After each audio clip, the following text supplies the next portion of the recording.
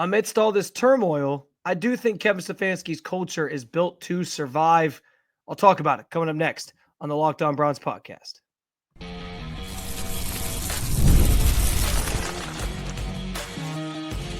You are Locked On Browns, your daily Cleveland Browns podcast. Part of the Locked On Podcast Network, your team every day. What's up, Dog Pound? I'm Spencer German, your host of the Locked On Browns podcast, and proudly covering your Cleveland Browns each and every single day in the land and on the road. Is Kevin Stefanski's culture built to survive not having a quarterback and potentially Myles Garrett? They also have to continue finding ways to win, to continue that, and if Matt Stafford is available, sign me up. I do want to thank you for being an everydayer with the Locked On Browns podcast and for making us your first listen every single day. Today's episode is brought to you by FanDuel. Right now, new FanDuel customers get $150 in bonus bets if your first $5 bet wins. And as I alluded to in the intro there, I think Kevin Stefanski's culture is built to survive all the drama and turmoil the team is currently dealing with at this moment. There's a couple reasons why. I want to start with where this conversation sort of began for me, which was I saw that Jameis Winston, veteran Browns quarterback who obviously spent this past season with Cleveland, was on the Off the Edge podcast, which is Cameron Jordan, obviously defensive tackle for the New Orleans Saints, one of his former teammates, still lives in New Orleans, still has a house down there. He was just parading around the Super Bowl in New Orleans, making all the rounds, doing some different things, having some fun. I saw he was eating W-shaped beignets, classic Jameis Winston, right? But anyway, he made an appearance on Cameron Jordan's podcast, and Cameron Jordan asked him point blank period to, his thoughts on Myles Garrett requesting a trade.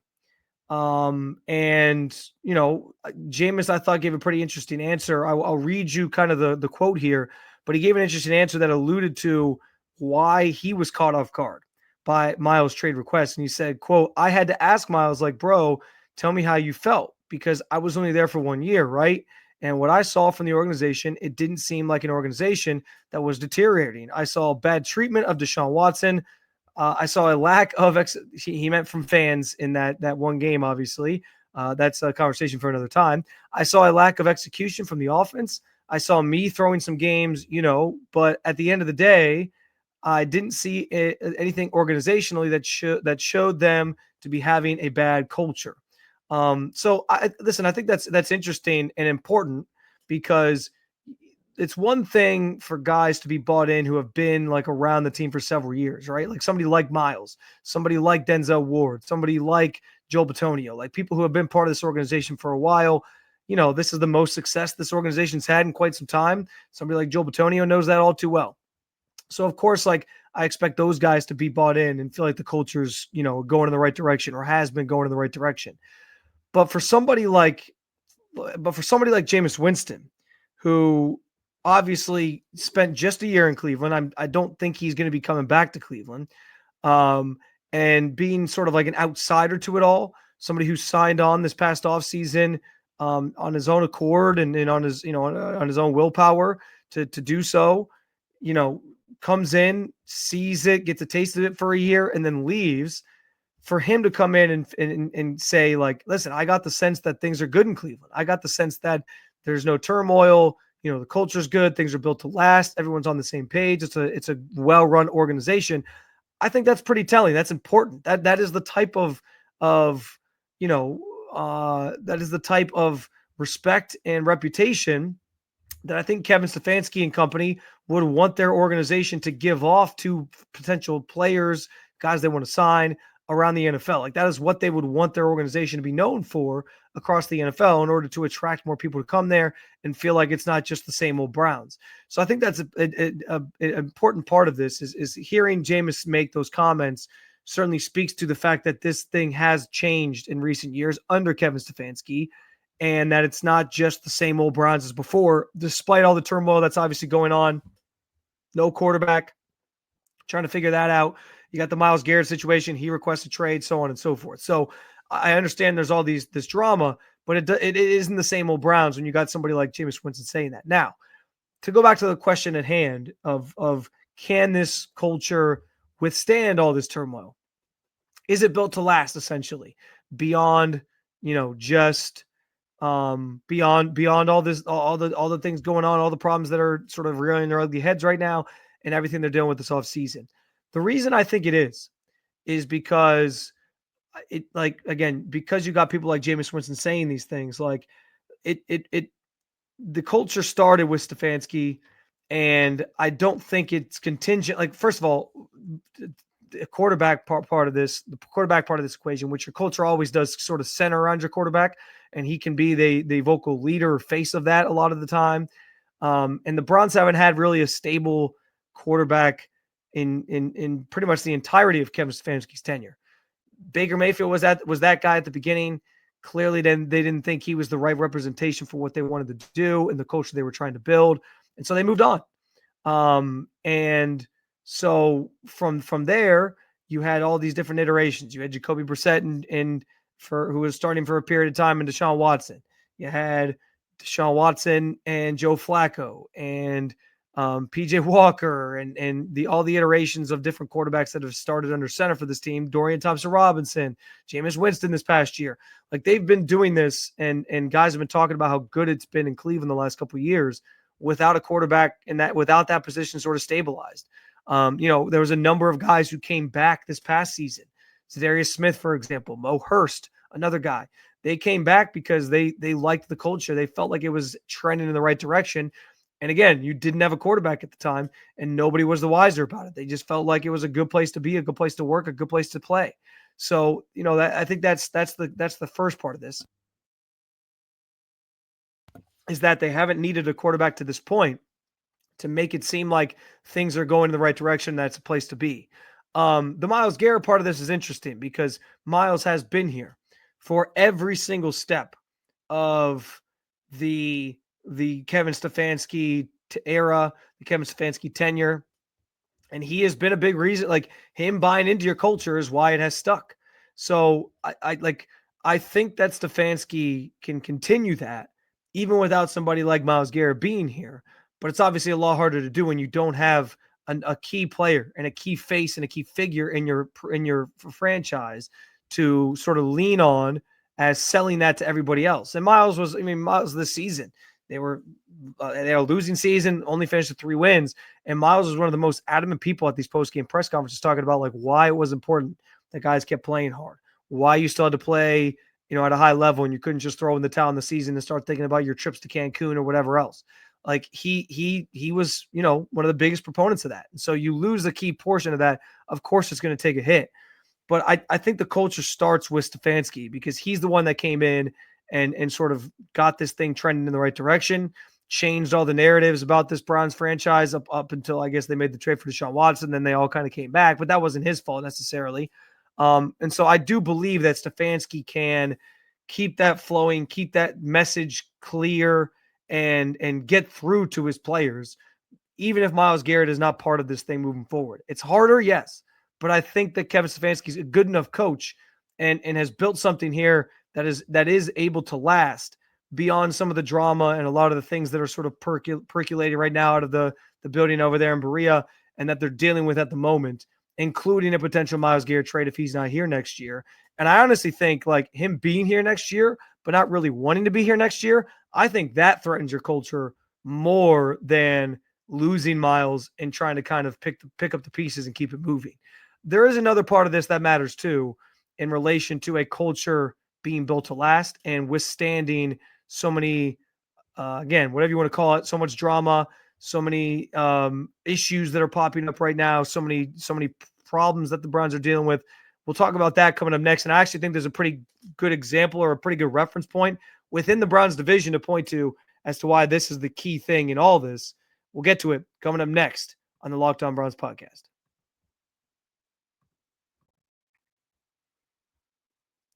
When the game tips off, the NBA action is just getting started. And there's no better place to get in on the action than FanDuel, America's #1 sports book. With FanDuel, you can place live bets throughout the game. So even if you missed the opening tip-off or want to bet on a fourth quarter comeback, you can stay in the action. And if you're looking for a bigger payout, you can even combine your live bets into a same game parlay. How about that? With the NFL season behind us, you already know I'll be betting on the Cavaliers a ton after the All-Star break here, going into the back half of the season, the home stretch of the season, whatever you want to call it, there will be some really good opportunities to cash out big, maybe even putting a futures bet on the Cavs to win the championship. You might be a little late to the game, but you can still maybe win some money that way.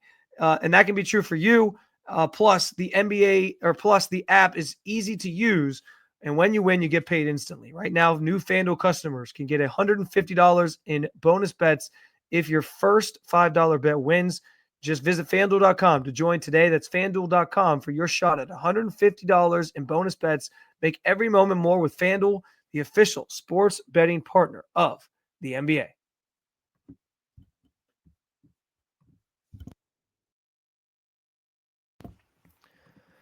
All right, so I talk about the culture being built to last and how I think it starts with Stefanski, so it could survive some of the turmoil within the organization right now with the Deshaun Watson situation, with Myles Garrett requesting a trade, whatever else it might be. I think the other key part of this, though, is, and it's the thing we always fall back on when it comes to anything in sports, winning. Winning, of course, is the key to everything. Winning cures all, and winning is the thing that would keep Kevin Stefanski's culture humming and as strong as can be. So I do think that's part of this here as well, because it can't just be, well, Kevin Stefanski has a clear message and he comes in and he's preaching to the guys every day and, they believe what he's saying.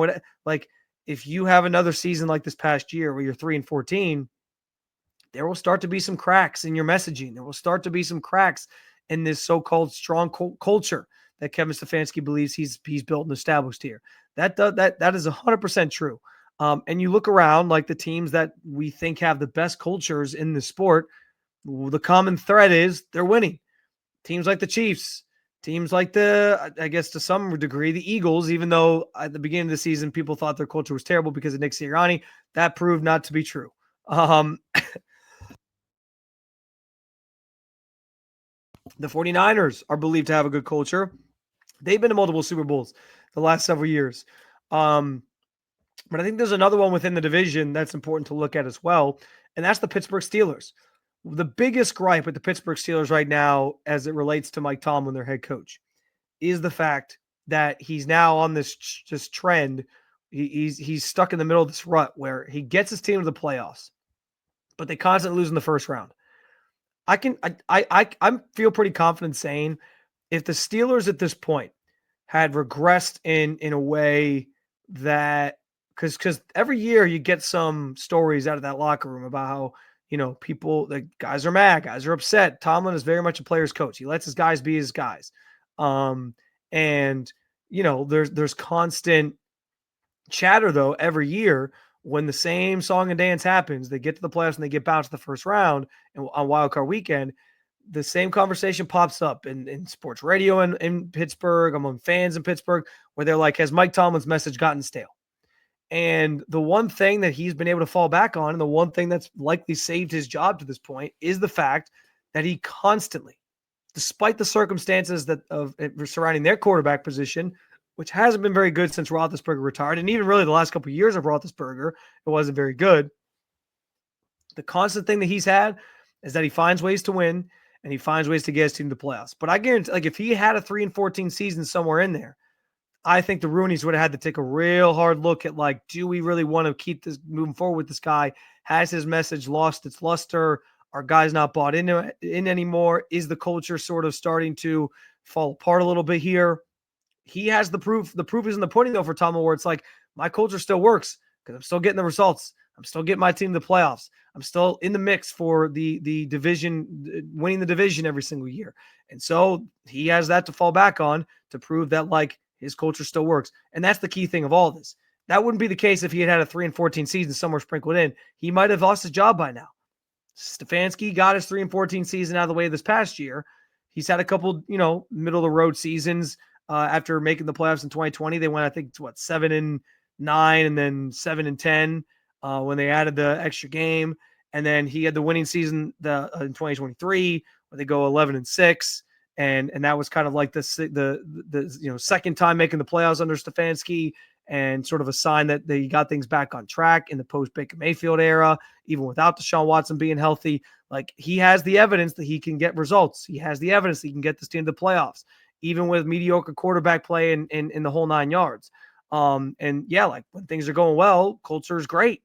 But this past season, 3-14, I do think and Myles now requesting a trade, all those things certainly point to, yeah, the culture's being threatened a little bit. And there's some concerns there, but and to save that, to get that back on track, he's got to keep winning. He's got to get back on track in terms of winning, which is largely why I think he's taken back the play calling, largely why he's pivoted away. And the team is clearly signaling that they're done with the Deshaun Watson situation. They don't want anything to do with it anymore. They're trying to close that door and move forward with, whatever their plan is at quarterback this offseason, maybe drafting one, maybe finding a veteran, whatever it might be.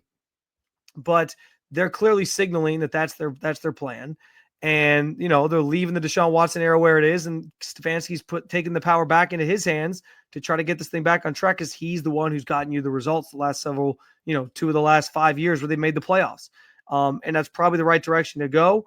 But yeah, like as we talk about culture and we talk about what it can and can't survive, the biggest thing it can't survive is losing. If they have another losing season and morale dips, and you got more veteran players, trying to force their way out, or you got more veteran players who aren't, buying in and therefore not passing the message on to their teammates and holding each other accountable the way that good teams tend to do. All those things, it's a ripple effect. It's a domino effect of, well, now, this guy's not holding this guy accountable, and it goes all the way down. And so things start leaking, things start getting bad. The losing happens. Guys start saying the wrong things. You don't get a Myles Garrett after a game saying, we got to keep fighting hard. We got to keep playing hard. It just becomes this pointing fingers at each other. And that's the last thing you want. So as much as I think Stefanski's culture can survive all of this, the quarterback situation, Myles Garrett's trade request, if they end up eventually following through on trading him, which that right now is up in the air because they seem pretty dug in on not trading him. But if that happens, like I think it can survive those things. I do, because I think Kevin Stefanski is a good coach.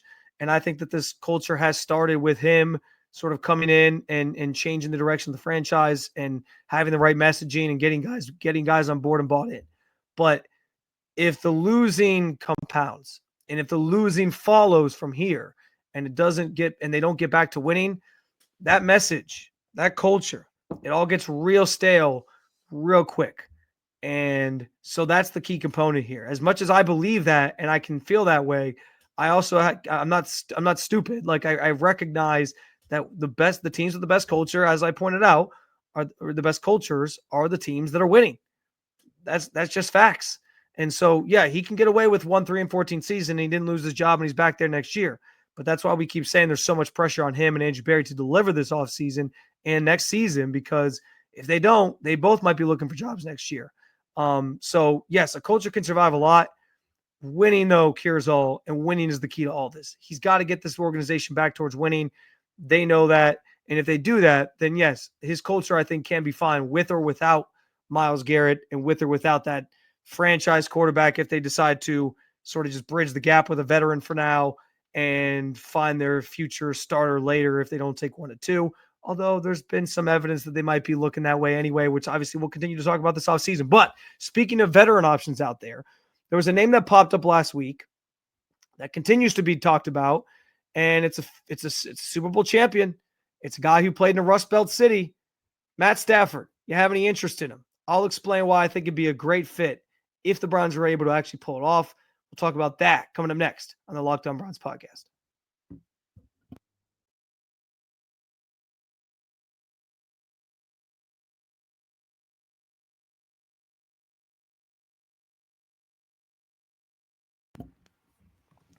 All right, let's talk about Matt Stafford. Let's talk about it. He was a name that popped up last week. I forget exactly where it kind of stemmed from or how it even got into the discussion, but the Rams kind of seem like in this weird transition. We know Cooper Kupp's not coming back. They're trying to trade him. And so maybe they'd be looking to move off of Matt Stafford as well. And listen, there's some key parts to this, because Stafford is 37. He's getting up there in age. And I understand, like, it's not the Matt Stafford of his prime in Detroit, or even the first couple of years he was in LA, where he goes out and wins a Super Bowl, obviously, and is still playing at a very high level. And he's not playing quite up to that standard at this point in his career. But I still think he's a damn good quarterback. And that was evidenced this past season where he still completed 65% of his passes, still had 3,762 yards passing, still threw 20 touchdowns to just 8 interceptions. He's still pretty, the TD to interception ratio is still good. The completion percentage is still good. He's still throwing a lot of touchdown passes. The injuries have been a concern for him at this point in his career, and that will continue because he's only getting older. But this is a guy who I think is still playing some of his best football, even if it's not quite, top 10 caliber. He's one of those fringe guys at this point in his career. But I think what you get with a Matthew Stafford is high football IQ, ability to still throw the ball around the field and make all the throws for the most part, and a guy who, can get rid of the ball quickly, and I think who would fit Kevin Stefanski's system pretty well on top of it, especially coming from Sean McVay's system, which is similar, same sort of family of offense. So all those things come to mind for me. And I know that the big holdup I think people have had, obviously, other than age and injuries, has been just the money part of this. And this, I want to talk about this because I think this is interesting. So his contract next year, he'd be due if they were to trade for him.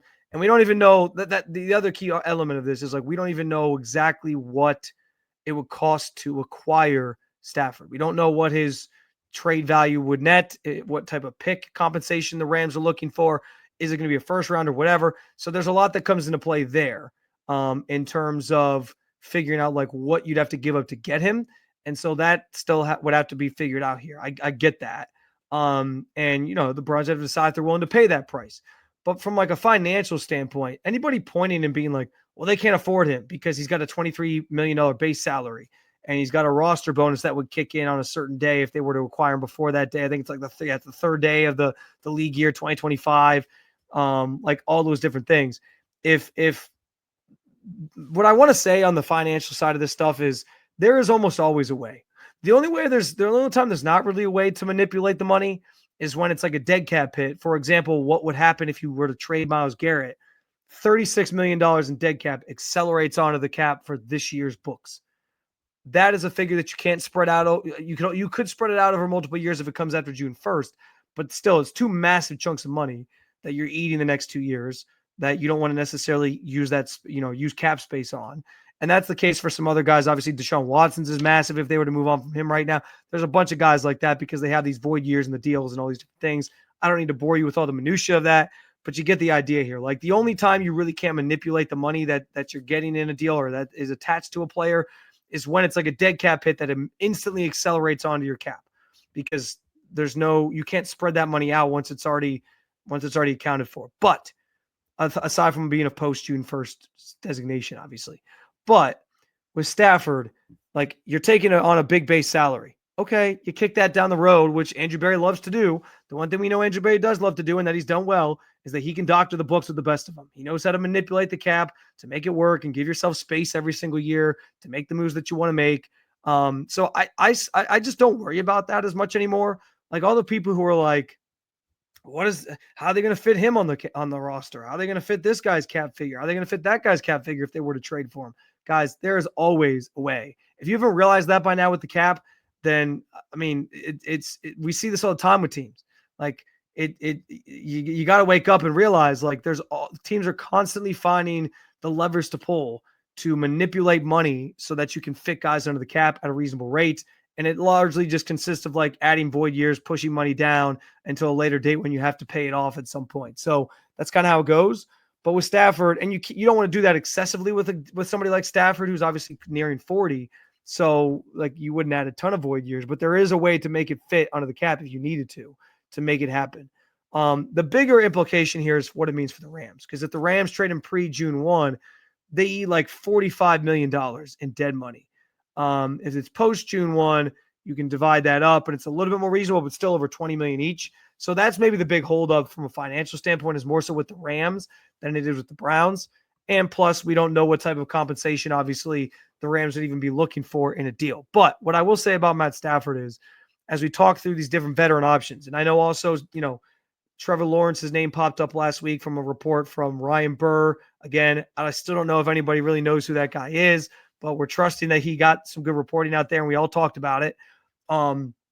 With the exception of Trevor Lawrence, and I don't even think that feels like it's a pie in the sky scenario that isn't even going to happen. Matt Stafford would be, I think, the best of the veteran options available if he were to become available from the Rams. I think that is undeniable. I think Browns fans should and would be excited if somebody like Matt Stafford was attainable and brought in here to be the quarterback of this franchise. All around, like, culturally, he'd be a good fit. He's generally considered like a pretty stand-up guy that people, have appreciated wherever he's been and all his stops. They love him in Detroit. They loved him in Detroit. Still probably do. Like there's a lot of good that comes with him on top of the football side of it, where he's got that football IQ, doesn't turn the ball over too much, still has a high completion percentage, still sees the field well, can still manipulate defenses and do the things that you want him to do, and he'd be a scheme fit. So I don't know if it's going to happen. I don't know if it's a real option. I think if people are inquiring and if the Rams are sort of signaling we might be waving the white flag and rebuilding, I think you got to call. And Andrew Berry wouldn't be doing his job if he didn't call. So you got to call on it and see what the price would be, if it's something that's an option, if it's something that you can do.